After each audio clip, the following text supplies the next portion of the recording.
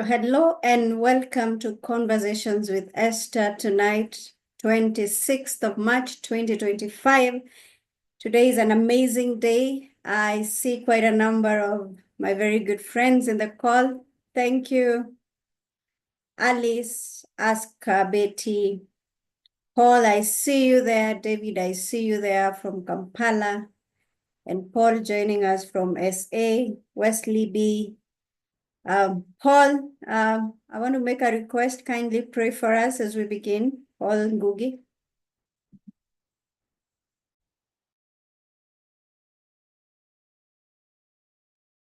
Can you hear me now? Yes, we can. Very well, Paul. Oh, thank you. Thank you so much for this powerful request. Definitely, it's always very, very important to always to ensure that also we're in the presence of God because He's the one actually who blesses us and give us the energy to do all these particular things that we do, whether they are meetings. But today in particular, because we have a very special guest with us today and a very, very important engagement. So I just want us to pray.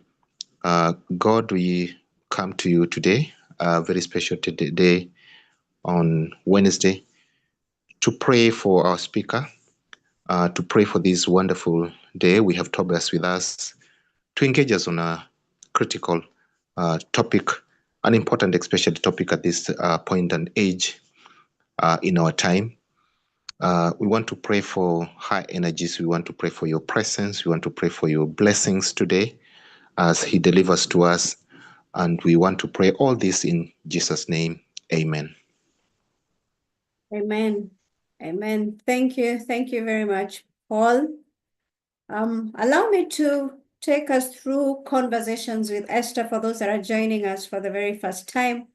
Now, we, as Conversations with Esther, hold a weekly fireside chat every Wednesday, 7 to 8 p.m. So, and it is free. It is a place where we come and share information. We share knowledge. We meet with key industry players and network. So with that, I will make an intro. That's our scan. You can scan this for our social media links if you're able to. You can scan this. We are live on our YouTube channel, so you would still be able to get that. And below, just beneath, you can see our YouTube is Conversations with Esther Katiba. Our LinkedIn is Esther Katiba, and Instagram is @Conversations with Esther Katiba.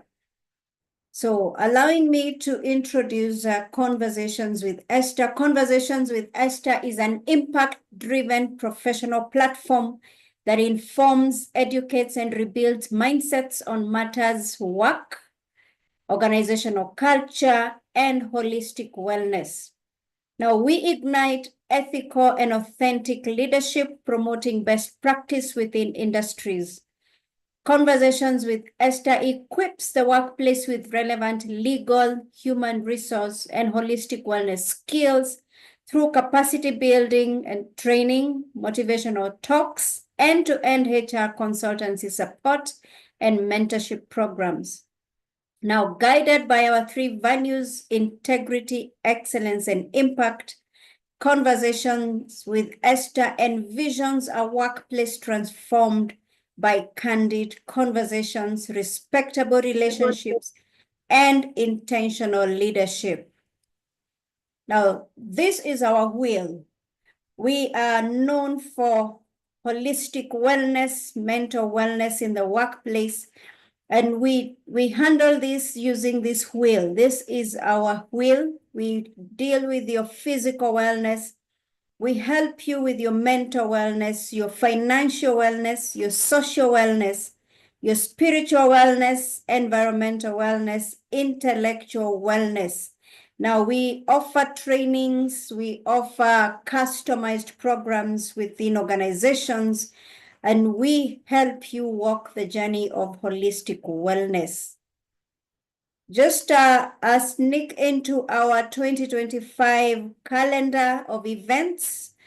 Conversations with Esther holds holistic wellness events. On Saturday, this Saturday, 29th of March, we will have the nature walk. I'll be showing you, I'll be giving you more details in the next slide. On 26th of April, we have team building and networking event. Keep your eyes on our social media spaces, and you can book your calendar for that. Physical wellness event on 31st of May. Environmental wellness activity 28th of June. We have a hike on the 26th of July. Facing our fears, daring activities on 30th of August.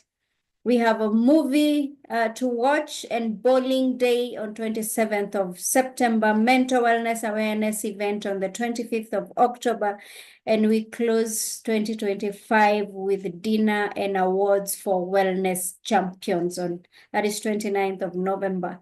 So mark your calendar for all these events, and we hope to see you there. So this Saturday, we have the nature walk. Please mark your calendar. This Saturday, we are going to Karura Forest and we are going to do the 10-kilometer walk. Prioritizing Holistic Wellness 2025. We encourage you to make time for yourself. We encourage you to invest in your wellness, invest in your health. So we are meeting at Karura Forest at 7:30 a.m. That is this coming Saturday. Start time for the walk is 8 a.m. Now, distance and statistics should be 10-kilometer trail. Now, Karura's altitude is between 1680 to 1700 at the highest points. Now, we are meeting at Gate C. Please mark Gate C. We have quite a number of people that have registered to come, and that's very encouraging.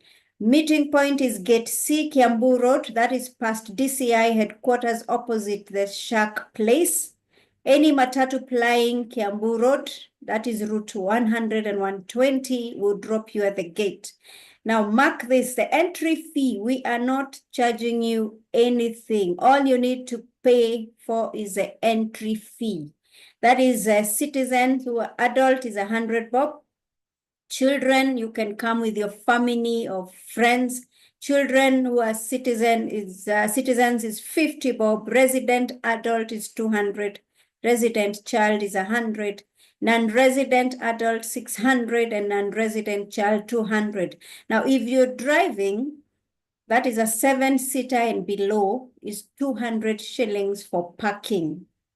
Now, other relevant info on the trail is no smoking, no loud music or single-use plastic bottles or containers. Please remember to carry your water and your snacks. Now, as you carry your water and snacks, do not come with a single-use plastic bottles or containers.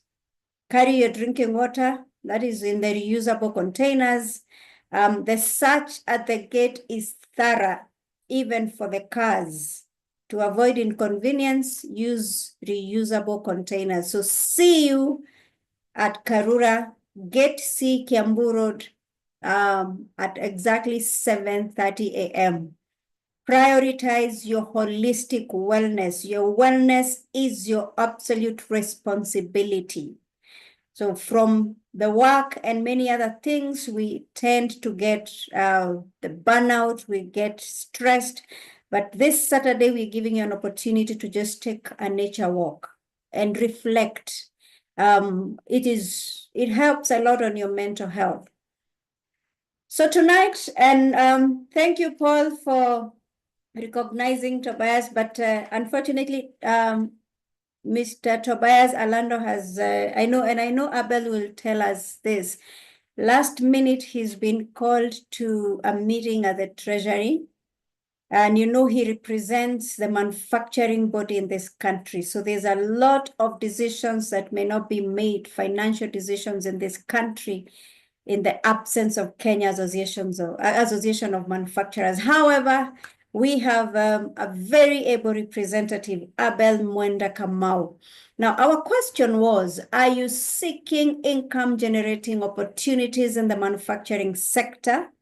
Now, the Kenya manufacturing sector is set to increase its share of contribution to GDP from 7.6% to 15%. Abel should be able to tell us this and where we are by 2027. We are in 2025, Abel, which aims at promoting utilization of the locally available resources to create jobs and wealth for the local communities across the country and make MSMEs products more competitive, both locally and internationally. That is according to Ministry of Investment, Trade and Industry. Our topic is amazing: manufacturing sector's impact on job creation. So allow me to introduce Abel, who is representing the CEO of CAM. Abel Mwenda Kamau is a trade and policy specialist with over 10 years of extensive work in trade, negotiations, regional integration, manufacturing, industrialization, policy, value chains, project management, energy and sustainable growth, public and private sector engagements. Currently serving as a trade and policy manager for the Kenya Association of Manufacturers, he oversees technical support, representation, policy formulation, and deployment in domestic, regional, and international markets. He also manages various multi-stakeholder programs to support developmental work for the manufacturing sector and the private sector at large. We have the right person to represent the CEO. It's an uphill task for you, Abel, but I am confident, having spoken to you, and having also been a friend of Kenya Association of Manufacturers, that you're well able to do this. So maybe using the chat box and the reactions, we can give a big clap to Abel as he joins us. Karibu sana, Abel.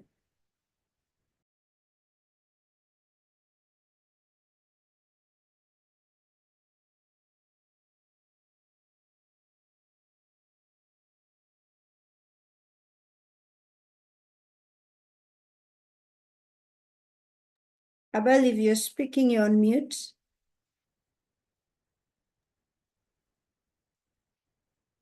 Thank you very much, Esther, and good evening, everybody. Thank you for having me here, specifically in this fire chat, to talk about the manufacturing sector and the job opportunities and the employment opportunities within the same. Allow me to share my screen as I take us through specifically maybe what I prepared for the evening. And as noted by Esther, apologies from our CEO, Mr. Tobias Orlando. He had to attend an engagement, last-minute engagement with the National Treasury. Thus his absence.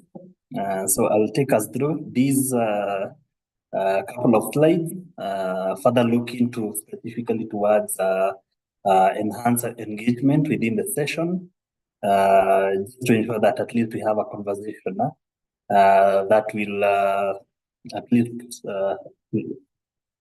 least lead us to a better position than where we are, and maybe we can collectively work on taking up some of these opportunities that exist within the manufacturing sector. So Esther, kindly let me know when you are able to see the screen on your end.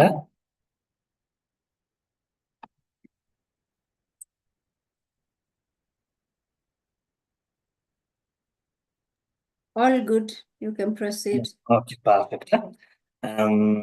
So good morning once again, and apologies for the small hiccup. My name is noted by Esther. I'm Abel Kamau, the Trade and Policy Manager at Kenya Association of Manufacturers.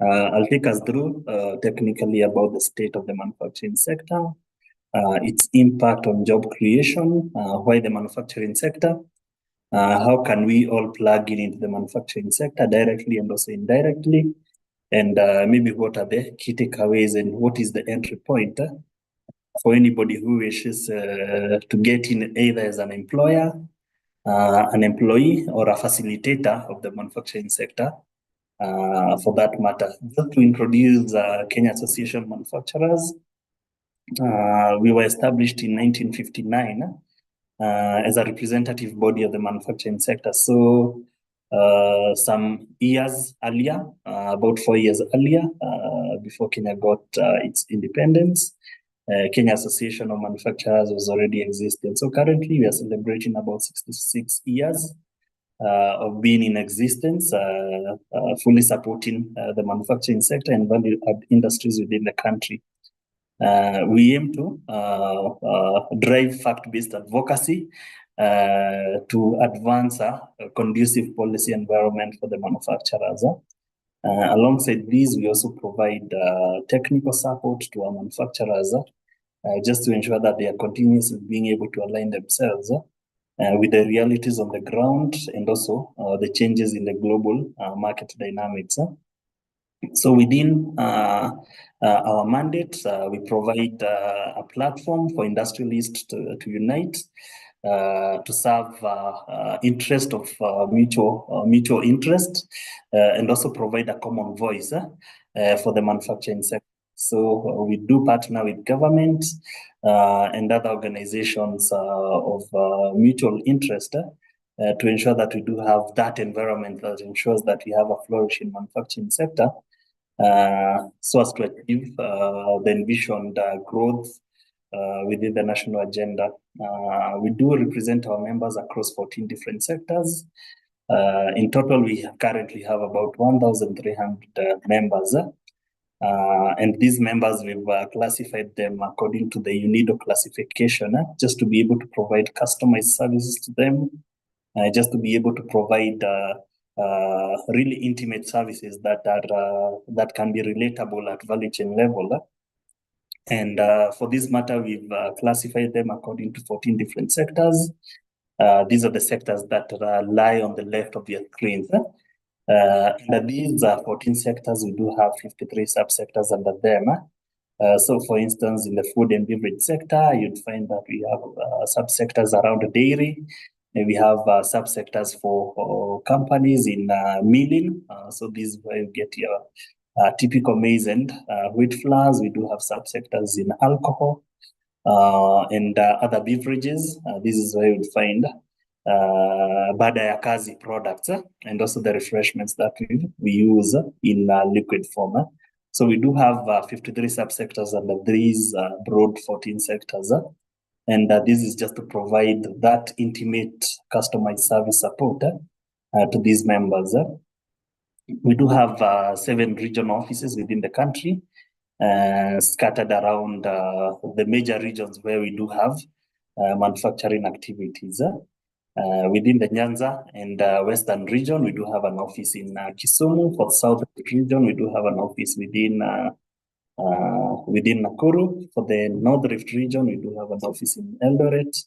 The Lower Eastern in Machakos. Central region, we do have one in Thika. Nairobi region is served by the headquarters, which is in Westlands, and also an office that we also do have in industrial area. Then for the coastal region, we do have an office within Mombasa. This is just a graphical illustration of where we do have the manufacturing activities in. If you look at the Kenyan map on this left end, you'll find that 65% of the manufacturing happens within the formal Nairobi County. Closer to this, we do have the central region, where 9% of the manufacturing activities happen. Then closer to these, we do have the Lower Eastern region. So the Lower Eastern region, which would also have companies such as those that are located in Kajiado and the expansive area. And this brings together almost 70% of the manufacturing activities being done within what we would call the metropolitan within Nairobi. So you'd find that most of the manufacturing centric jobs they are found within this region. And maybe as we are looking at devolution, maybe as we are looking at taking value addition to the grassroots, it's important that we are able to push these value addition activities to the other counties so that we could create those job opportunities at the grassroots level. Either indirectly, maybe through raw material supply, pre-processing happening at the county level, or actual manufacturing happening within those counties. On the right side, this represents the representation according to the different sectors out of the total members that we do have. Currently, we are serving a purpose which is creating prosperity for the nation through sustainable industrialization. And maybe just to look further into this, it's more about how PAM can position itself to be a solution driver for the nation, so that we are able to achieve those socio-economic ambitions of the country through sustainable industrialization. So we all do acknowledge that industrialization plays an important role in the growth of any country. If you look at maybe the world superpowers that we do have as at now, look at maybe, for instance, what we have in Germany, look at what we have in the US, look at what we have in China, in India, and these are the rising Asian tigers. One dominant thing about them is that they do have a very vibrant and strong manufacturing sector that is able to provide a baseline, a strong foundation for the growth of the other sectors as well. And I think I'll delve much into that later on within my presentation later on. As noted by our good host, Madam Esther, the contribution of the manufacturing sector has come as the nation we are looking forward towards growing this contribution of the manufacturing sector over a period of time. So by 15% by 2025, by 2027, and 20% by the year 2030. So this is an ambition that we had and we coined in 2022, which we call the ambition, the 20 by 30 vision for the manufacturing sector, where we are aiming at increasing the contribution of the GDP to the manufacturing sector from the current 7.6% as at 2023 to 20% by 2030. If you look at the graph which lies on the left, it paints a picture of a sector that has been declining. So it's as at 2013, the contribution of the manufacturing sector to GDP was at 10.9. It was the last double-digit GDP contribution that we had before the decline started between 2013 to the current 2024. The 2024 end year, where there was still this sharp decline, where the sector closed at about 7.65. But maybe key to note around this is that in spite of the manufacturing sector's contribution to the GDP declining, the output of the sector was growing. So much we had the manufacturing sector growing in output and also in growth of the numbers that were being employed within the country. And maybe just to explain the reason as to maybe some of these, some of maybe what you're seeing as part of this trend is happening, was because other sectors have been outgrowing the manufacturing sector. So, for instance, within that period of time, we've seen a sharp growth of the industry. Everybody is either building something, and I think we can do a quick poll within the group. At least someone somewhere has been involved in some form of real estate activity, be it buying of land, be it construction of something small or something big within their premises. But no one, maybe within us, has opened up a small value addition facility, maybe a small tailoring shop, a small place to value add their milk or such like. So you find that most of the economic activities that we as Kenyans have been engaging on are activities that are, let's say, the manufacturing sector. And also within the same period, we've seen a sharp rise in government-driven expenditure in infrastructure projects. So we've seen much investment in projects such as the SGR. We've seen much investments by the government in road, in rail, and other highly capital-intensive infrastructure projects that have led to maybe the decline of the growth of the manufacturing sector.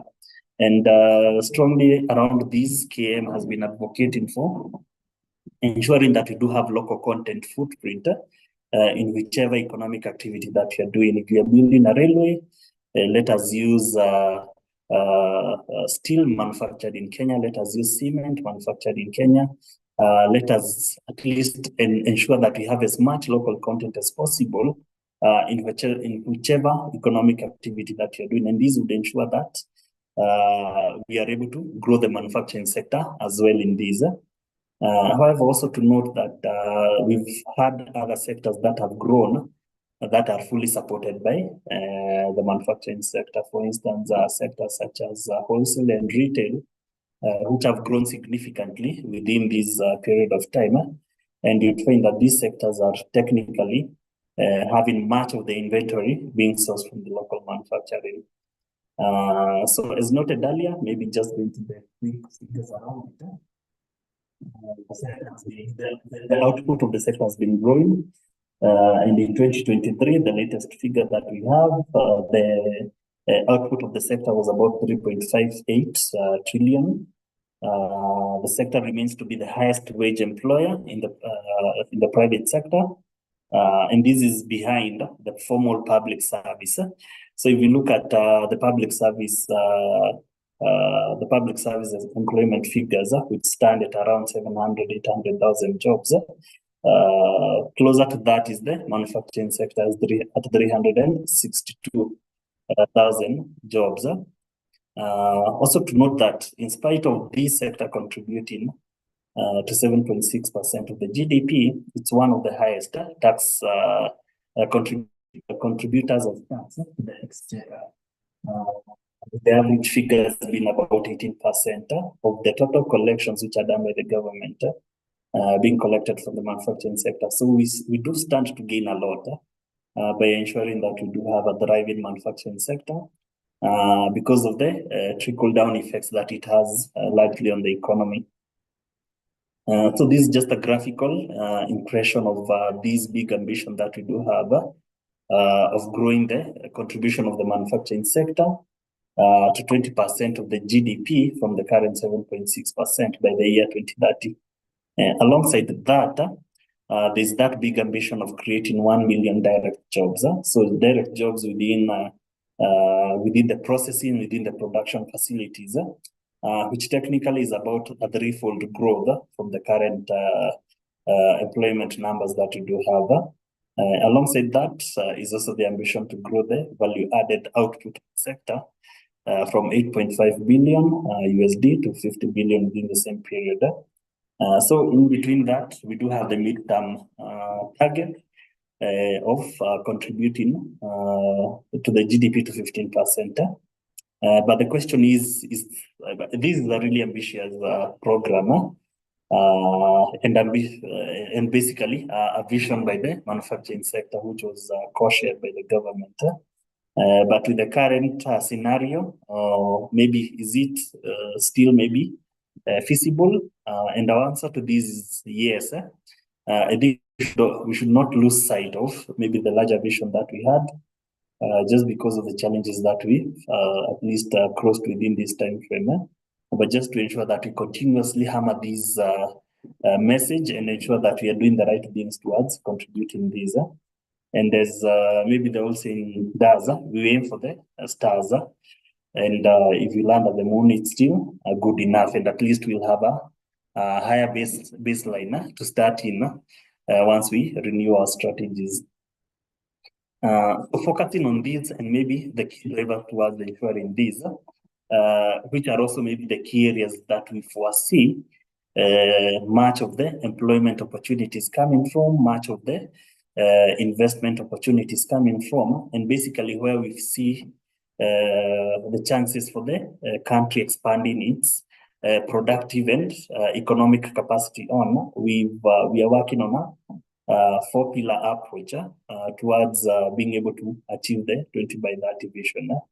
The first around this is global competitiveness, just ensuring that a company which is located in Kenya is able to equally compete with a company that's based in Germany, a company based in China, in India, or whichever part of the world.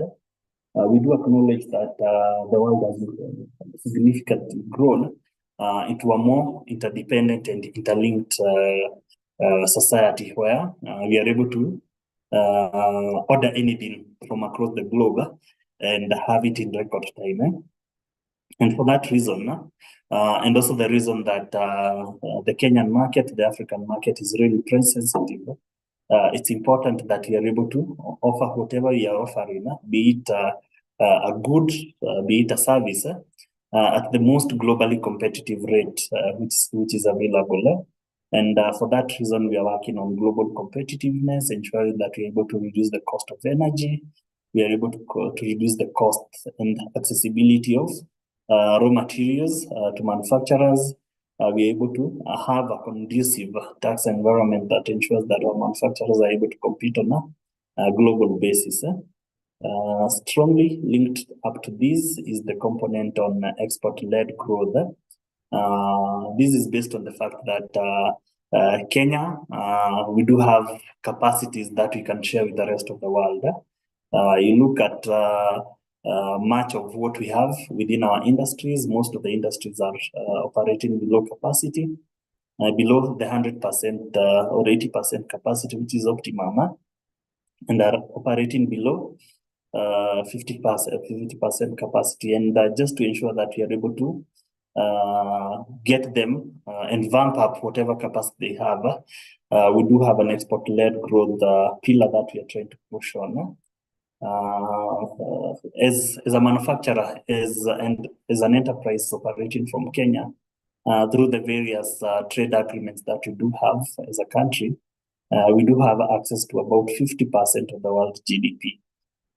So as a manufacturer operating in Kenya, as an agent of a manufacturer operating in Kenya, you can be able to ship out your goods at duty-free status, at preferential status, to 50% of the world market. So currently we do have that access to the African market. This is through the African Continental Free Trade Area. Kenya has been taking lead around this. Currently, we do have about 110 shipments that have gone out into different countries outside COMESA and DSE under the ACFTA. So still within the African market, we do have duty-free market access, which we've already been having since the year 2000 to 26 COMESA countries, to 21 COMESA countries. So meaning that, for instance, you're able to trade with Egypt, you're able to trade with Libya, you're able to trade with Zambia, and have that free flow of goods and services within this country, within these countries. Closer home, Kenya is a member of the East African community, and within the East African community, which is a highly integrated regional economic bloc, there's free movement of capital, there's free movement of labor, goods, and services. So as individuals, we do have those opportunities to engage in meaningful and some preferential economic activities within the region. And if you look at the numbers, for instance, within the East African community, we're talking of about 300 million people. These are 300 million people who could potentially be markets to whichever good or service that we may be producing or providing from the Kenyan territory. And also the same, these are populations that we could potentially also move into and either provide those services on goods on site. Thirdly, we do have a pillar on SME development, and maybe just maybe as I leave the component on export-led growth, Kenya on goods, on trading goods.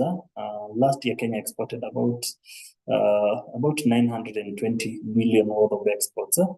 About 80 billion shy of the 1 trillion mark. If you look at some of the exports that we've been doing, these are exports that are heavily commodity based. Maybe look at tea, look at coffee, look at other agro products that we are exporting as a country. Look at maybe, for instance, the leather products that we are also exporting as a country. These are products that we could potentially export as value added. For instance, if you look at the typical numbers that we do have around tea, where we are exporting about 170 billion worth of tea every year, if we're able to value add at least half of that. So instead of exporting it in bulk, we are exporting it in tea bags or ready to use at retail level, tea leaves. We could potentially be able to increase that figure of 170 billion to at least 1 trillion shillings just on tea alone. And of late, we are seeing so many enterprises and SMEs that are coming up in value addition of tea, creating maybe blends of tea, creating spiced teas and such like. And it's a value chain that we are looking at when we're looking, for instance, at export-led growth. Closer to this is SME development, where we've also really acknowledged that much of the growth that we need needs to be driven by the small-scale players within the economy, so the dual-economy economy and the startup within the economy. And for that, we do need to have that facilitative environment, both at policy level to ensure that these SMEs are operating within the right business climate, but also within an ecosystem that enables them to grow and flourish. So within the association, we do have the SME Hub. Part of what this SME Hub does is hand-holding and customized support services to SMEs, just to ensure that they are able to at least get off their knees, crawl, and ultimately be able to stand on their feet and be able to at least thrive within a competitive environment. Then lastly, it's agriculture for industry. And this is based on the fact that the Kenyan industry, the Kenyan economy is still heavily driven by agriculture. If you look at, for instance, much of what we are doing, much of what we are interfacing with within our daily lives, we are integrating with at least an agro-based product. And studies have shown that we are losing much of what we are producing through, for instance, post-harvest losses. On the other end, farmers always do complain of not having ready markets for their produce. On the other end, manufacturers do complain of not having reliable supplies for their raw materials within their factories. And basically, the agriculture for industry is a program that aims at commercializing agriculture and making it meaningful, economically meaningful for anyone to engage in actual agricultural activities with a price point in mind, with some minimum guaranteed returns in mind, and basically making agriculture not to be a gambling engagement. I think most of us that have tried, maybe for instance, to get into agricultural activities and maybe for instance, maybe suffer some of the losses around it, it's mainly because of the lack of the end, the lack of knowledge about the end of where you'll be able to take your produce once it's ready. So this program is looking at creating those symbiotic relations between the actual producers and the farm. The actual processors who exist within the manufacturing sector. And within this, there are ambitions of creating those many jobs within the value chain, starting from the farm to the processing unit. So maybe going to a specific focus and narrowing down as to why maybe manufacturing jobs are important and the impact of the manufacturing sector on job creation. So maybe as noted earlier, we do have a direct contribution to jobs of about 360,000 These are direct employment opportunities that are accorded to Kenyans within the manufacturing sector. It's worth noting that these are employees that have a payslip. These are employees that have whose minimum deductions, for instance, pay as you earn, NHIF, plus the others that have come up are deducted directly. Also within the manufacturing sector, you also need to note that there are also those other indirect jobs and also casual jobs that also come up from time to time, depending on the seasonality of the product or the industry, which is at matter. So for instance, you find this number ballooning, especially when you put in the casual jobs or the indirect jobs that come into these. Strongly related to these direct jobs are the indirect jobs that are created as a result of these. So these are jobs that are, for instance, in wholesale. These are jobs that are in transport and logistics. These are jobs created in the financial industry, the insurance industry, the human resources industry, as a result of a job which is created in the manufacturing sector. So we usually say, and also from analysis, is that at least one job which is created in the manufacturing sector creates at least two others in the economy indirectly. And the numbers sometimes go higher depending on how deeply a value chain is integrated. For instance, if you'd have a value chain which is integrated from the basic raw materials production up to the ultimate end, you'd find these indirect jobs being more. Maybe, for instance, if you take a classical example of a job in a textile industry, for instance, a garment factory that's producing garments for exports to, for instance, the US or the European Union, you'd find that if that value chain is well integrated to textile mills, it's well integrated to ginneries, it's well integrated to the farms where we are doing the cotton farming, you'd find that the indirect factor to this is really high. So going into the dependency ratio for these is that you'd find that the dependency ratio to the manufacturing sector is really high. For instance, in Kenya, we do have the normal factor where at least one person, one income earner has at least 4 or 5 people who are depending on that. And you can just imagine about the dependency ratio of these jobs to the economy. Also, there are some industries that thrive because of the existence of the manufacturing sector.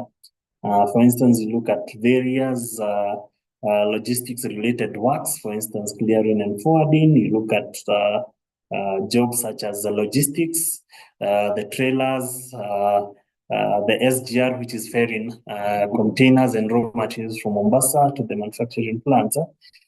All these sectors are dependent on the manufacturing sector. You look at the loan books of the typical banks, and you look at the ratio of the loans that are extended to the manufacturing sector, and you can just get an idea about the dependency ratio that is created as a result of having a thriving manufacturing sector. Then also, the sector has the biggest trickle-down effect. At least $1 which is invested in the manufacturing sector creates and trickles down another $1.7 to the economy, which is the biggest trickle-down effects, for instance, when you're looking at economic sectors. Then also opportunities to create and develop value chains, both forward and backward value chain integration. So specifically, maybe why manufacturing jobs, the key factor is that manufacturing is able to create skilled employment opportunities. Because for you to be able to be employed within the manufacturing sector, you need to have a specific offering and a know-how into either production or the art of doing something within it. So this skilling is both done through the formal and informal means. Formal is through the typical schooling processes, and informally is through the on-job training. So we've seen some changes, for instance, the policy environment, which are positive, that provide platforms for acknowledgement and accreditation of prior learning. So for instance, if someone has done on-job training, they're able to get some certification to support their career progression. Then also, these jobs are really sustainable. Sustainable in the manner that you can be able to predict on that specific job role that you have. So there's some form of certainty. There's some level of predictability, which is created within the economy and also within an individual when they do have that formal manufacturing jobs. I think one of the major effects of these maybe comes up, for instance, in financial access, where much of the maybe unsecured loans are extended on the basis of having that sustainable payslip, which maybe shows the lender that the individual is able to maybe afford a specific facility that's extended to them. Then it's also formal, meaning that the government is also able to get revenue from it in form of income taxes and other maybe statutory reductions. And these partially also enable the formalization of the economy as well. Then there is some level of career progression. One can be able to see themselves maybe 5-10 years from where they are, based on the specific skill sets that they have, and the ability to, for instance, scale up whatever they do have, and also maybe move from one sector or from one company to another. So, for instance, manufacturing sector enables that labor mobility and also the scalability, both at individual level and also at a company level. So a company that has been able to create 100 jobs will be able to create 200 jobs, and so like. So maybe going to maybe some of the areas that we are seeing as maybe some key drivers to it. I think earlier on I noted that we do have these 14 different sectors, and what we've tried to do as an association is to create deep dives into each of these sectors. To look at the potentials that exist within sectors against the current realities in approaches that we are calling deep dives. So we've partnered with various organizations to be able to do this and to get the numbers right. Like for instance, I don't know how many of us know that maybe, for instance, Kenya is the biggest exporter of apparels, which are typically garments to the United States under the African Growth and Opportunities Act. So technically exporting at least 60 billion every year of Kenya shillings to the US. And with the right policy environment, with the right conducive factors, the sector can be able to grow these exports to about 150 billion. And within it, increasing the employment opportunities from the current 50,000 to at least 225,000. Closer home, we are seeing more SMEs, more individuals getting into this value chain, be it maybe, for instance, in fashion and design. So maybe developing designs that are produced and sold maybe at either maybe the formal stores or also maybe within the various retail, online retail platforms that we have, e-commerce platforms that we have. And this is one of the sectors that has been fronted to be able to create these massive opportunities, both at skilled and non-skilled levels. There are various drivers to this, which includes the policy considerations that we've noted earlier, but this is one of the sectors that we foresee exist huge opportunities. It's interesting how maybe if you look at maybe the development of this sector in the recent like 5 years, we all know about the textile sector of the past, which was the days of glory. So we usually hear about the 70s, 80s, and 90s where the sector was doing well. Then it went into a stall because of policy mismatches. But if you look at the sector right now, it's creating job opportunities in segments that we never thought that they could be able to create such. For instance, in videography and photography, where product branding, product position is coming out as a key area. For instance, in the global consumption. In modeling, we are seeing modeling as an industry growing as a result of this. We are seeing pattern making, pattern designing, and technically, the ability to develop also coming out as a string component. Then also branding itself. Of late, we've seen strong Kenyan brands coming up, driven by both big and small companies, which are taking up their positions around these. And also rightfully true, there are also large informal employment opportunities that have been created by the sector through various platforms. And maybe a walk into the typical Uhuru markets within Nairobi, Ngara markets, Gikomba is an illustration of how much this sector is able to provide as formal and sustainable employment opportunities. Just as an insight, maybe also is in the pharmaceutical sector. Currently, Kenya has about 30 local pharmaceutical manufacturers. Out of the 30, we do have about 5 local manufacturers that are WHO accredited. These are pharmaceutical manufacturers that are have gone into sophisticated research and development, and they are producing drugs which are supplied all over the continent and also the globe.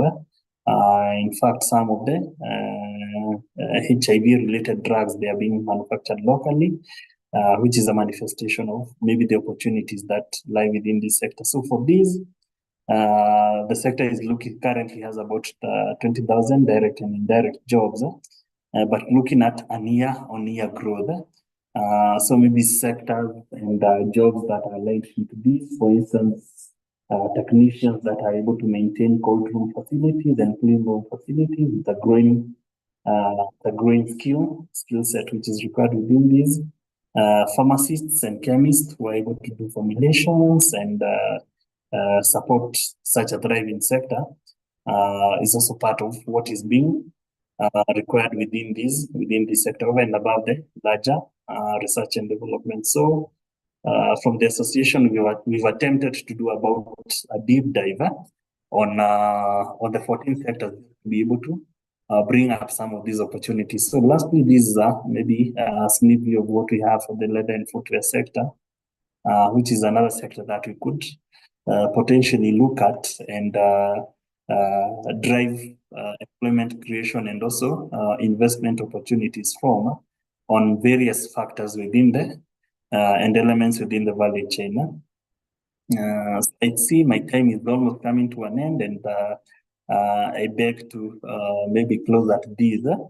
I highly encourage us that we do use the chat option, maybe to raise any questions that may be coming from the floor. But I'm still available maybe to pick up any questions and to have an interaction with you. So thank you, and I wish to hand it over to the moderator to take us through the question and answer session. Thank you. Thank you very much, Abel. I want to look at the chat. I know in the interest of time, but I've seen Paul. I know Paul Ngugi has said, ensure we have local resources to grow the manufacturing sector. And he echoed that manufacturing sector employs 360 or 362,000 people in Kenya. Now, a quick one, Abel. Where are we with the GDP contribution now? Are we still on track, or is it declining? There was a slight increase last year by 0.5, so about 7.65%, which is not yet satisfactory. And maybe it's because also maybe we've seen a reduced spending of the government in other activities such as infrastructure. So for instance, from our end, we usually look at the contribution of the GDP, of the sector to the GDP, and then also look at the output of the sector. So within a 12-month period, What is the actual output of the sector? Is it increasing or decreasing? Mhm. Then we also look at the exports to GDP ratio. So maybe we are still at a bad position, not the position that you'd wish to be, but really advocating that we get that right environment so that we are able to push ourselves further from these. And maybe sometimes when the numbers are drawn on our faces, sometimes it might spell, because I think when we look at the GDP at the graph alone, it might spell some gloom for any would-be investor or person who wishes to get in the sector. But maybe when we acknowledge that there's that expansion of the manufacturing sector in terms of output, it means that we are having more manufacturing activities getting into the economy. Thank you. Good. And on that breath, what is the role of CAM, especially in policy making? And I know there's a lot of conversation around tax in this country. So where does CAM sit in this decision? Because that is one of the reasons possibly why most of the manufacturing, or some manufacturing, not most, or some companies are shutting down and people are now jobless in this country. So what is CAM saying? Okay, so we really advocate to have a conducive environment that supports a thriving manufacturing sector. I think one of the maybe major achievements that we've been able to have around tax was the tax policy, which was enacted sometime early last year. So one of the major challenges that we've had as a country is that the taxation environment, the tax policy changes with every budget cycle. So every finance bill has its own surprises, which are either positive or negative. And because the manufacturing sector is highly capital intensive, so meaning that anybody who's sinking their money within the sector, they are looking at a longer time frame to be able to recoup the investments. The tax policy brought about that predictability. So the key point that we are really driving right now is that any planning, any taxation which comes into the country is done in line with the principles of the tax policy. Maybe just for instance that we shouldn't be taxing raw materials that are getting into the industry, ensuring that we provide a conducive environment for the manufacturing sector to produce. And instead bring taxation at the point of consumption. Because when you tax before a company produces, we cut off and we incentivize that company from getting into actual production. So much of what we are doing is advocacy, and in line with the mantra, we advocate as we also provide solutions. So, for instance, if Esther is the government, will come and tell her, let's not do this, but instead, according to what we see, this is the appropriate direction to move. And maybe alongside these, we do what we call the annual manufacturing priority agenda. So we've been doing this for the past 20 years, just ensuring that we are able to table together the key do's and don'ts that we need to do as a country. Fortunately, we'll be launching the 2025 manufacturing priority agenda tomorrow, and everybody of us can be able to access that document from our website. This document plus other past documents on what really needs to be done from our websites. Yeah, thank you. Esther, you're on mute. Sorry. I'll ask two questions at the same time. What opportunities are there for women in manufacturing and the SMEs that job seekers can venture into, to the very basic, because I know we have job seekers on this call. What opportunities are there for women in manufacturing that I can quickly jump into without having to spend so much or for a big capital?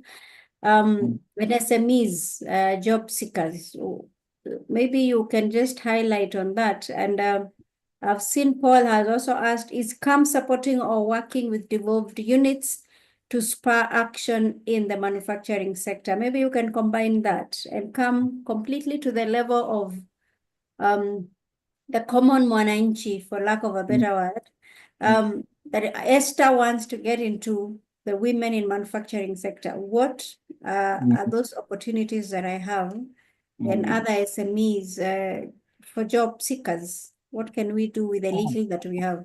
Okay. So maybe allow me maybe to split that question into two, maybe one for job seekers and one for someone who wishes to get into manufacturing sector. I would say maybe there are no, we don't have like distinct opportunities for women in manufacturing. There are opportunities for everybody, be it a woman, be it a youth, be it a man also. So these are opportunities that are available to anyone who's technically wants to get into economic activity within Kenya. However, and maybe bridging these with our women in manufacturing platform and a network that we run within the Kenya Association of Manufacturers, there are those barriers that have been creating some hindrance for women to get into the manufacturing sector. For instance, challenges around financing, challenges around technical know-how and such like. And this is what maybe we are trying to bridge within the women in manufacturing platform. Those addressing those barriers that provide undue disadvantage to women, either as employers or employees within the manufacturing sector. If you look at the typical sectors that we are seeing much of women participation in, I'm seeing many women entrepreneurs getting into the food and beverage sector. So these are sectors that are related into food processing, into agro processing, and we do have some trailblazers around these that have been able to do well around these. I think it's because of the ability of women to develop really good products around these. I'm seeing also so much of activities of women getting into the chemical and allied sector. So the chemical and allied sector would have subsectors such as cosmetics. It would have subsectors such as personal care items. And if we do a random sampling of the players and the new entrants into these, a huge and a significant number of them are women. Also sectors in fashion, basically in fashionable, textiles and apparels, leather and footwear. We are seeing more and more women getting into these. So maybe as a woman who's looking into getting into manufacturing, this is one of the areas that you can tentatively look at and also be part of the various engagements and various programs that we do have within the women in manufacturing platform. Then for the job seekers, I think one of the challenges around this sector is that not a challenge, but it's the nature of the job. Is that you need to have the technical know-how to do what you wish to get into it. So part of what we have as part of the job readiness support for job seekers to the manufacturing sector is work readiness programs for people who wish to get into the manufacturing sector. So we do have various programs that we run throughout the year as part of job readiness. The second thing is about placements. So placements ensuring that we do have internships where people can be able to get some insight into what they're supposed to deliver once they get into the sector. So these are programs still within the Kenya Association of Manufacturers that does these placements to ensure that there's that match between what the industry is requesting and also the workplace. Then from time to time, we do have job bazaars. Not about every 6 months, we do have job bazaars, which are spread across the country, where industries come up with their specific needs, and we attract people from various technical and training institutions to be part of this job bazaars, to be able to have real-time engagements with the industries, and the industries have a chance to pick maybe whatever resources that they would need to get into these. I think the key thing which is required for the manufacturing sector is that an individual must be well crafted within his trade, so that they can be able to provide value to that industry as well. When it comes to maybe come working with devolved units, yes, we are heavily working with them. Also through our devolved units, as noted earlier, we do have about 7 offices across the country that represents regions. So you'd find that, for instance, the office in Mombasa is covering both the Mombasa County, covering Kilifi, covering Taita Taveta plus other, the Tana River County plus other counties that are within the reach of the coastal region. And this enables us to have that continuous discussion and dialogue to drive devolved manufacturing activity within these counties. That's part of what, and anybody can be able at least to reach out to us through these areas, devolved units. Thank you, and maybe, but I see there is a question about what is the role of KAM in capacity building to those who wish to engage in exports, women, FOI. We do have various engagements and various training sessions which have which we accord to both CAM and non-CAM members. For instance, the past 12 months, we've really done extensive work around exports, basically around ACFT and the opportunities and how people can plug into trade within the African continent. We've also done a similar exercise for exports into the EU, the European Union. And these are services that you could technically pick up and take advantage of as an individual or as a corporate from wherever you are. So maybe you could always maybe be keeping a keynote on the developments that we do have within the social media. And if you are fortunate also maybe to be a member within an association, you'll be able to get those real-time communications through the communications channels, both private and also corporate communications. Thank you. Back to you, Esther. Thank you, and I know our time is far much spent, but I see Ruthie Kirigo is asking, what is CAM's contribution towards the promotion of youth entrepreneurship in the agriculture sector? And maybe with that, Abel, you can talk about the academy at CAM, because I know there's an academy there where you do capacity building. Then we can just give one more person an opportunity to unmute and ask a question as we close. Okay, thank you. So I think on youth entrepreneurship, much of what we've been doing is around manufacturing sector, not specifically in the agriculture sector, but it's around the manufacturing sector and value addition of agro produce, which may be within these. We do have the Manufacturing Academy, which Esther has noted about, which has specific thematic and tailored courses depending on the needs. So there's a calendar which is usually shared out. It's publicly available from our website on the various training schedules that we do have within the year. And basically, entities can be able to pick up whatever is much relevant to them. Closely related to the Manufacturing Academy are our TVET desks, where we do have much also of youth engagement within the manufacturing sector. So within the TVET desk, this is where we have open days and job bazaars, where there is much of work readiness, much of training and capacity building support to make them ready to get into the manufacturing sector. Closely also related to this is also the internship placement program still around these.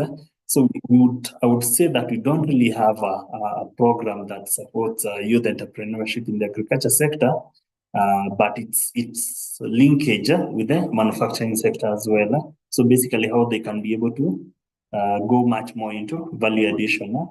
But that is one of the focus areas that we have under the agricultural industry on how we could make at least agriculture more vibrant and active for the youth. I think one key thing to note, maybe for most of us, that either know people who are involved in agriculture or had parents that have parents that have been involved in agriculture. One key factor about it is that it has always been unpredictable. So a farmer is not able to predict how much income they'll be able to get after putting some significant amount of input. And agriculture for industry is creating that form of stability, ensuring that there's that symbiotic relationship between the producer and the market in such a manner that there's seamless existence. Typically what you see in contract manufacturing, contract farming and contract manufacturing.